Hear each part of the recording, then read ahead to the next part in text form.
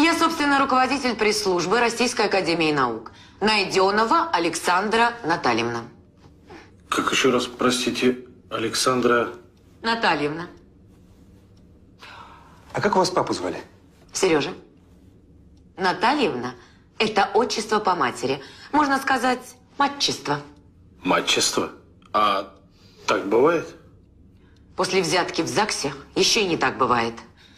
И вообще, вы свои мужские шуточки бросьте. Я, между прочим, феминистка. С женщинами? Нет, это лесбиянка. Баба-мужик? Нет, это трансвестит. Кто свистит? Никто не свистит. Я считаю женщин венцом творения. А мужчин гендерными узурпаторами. А, понятно. Ебанутая.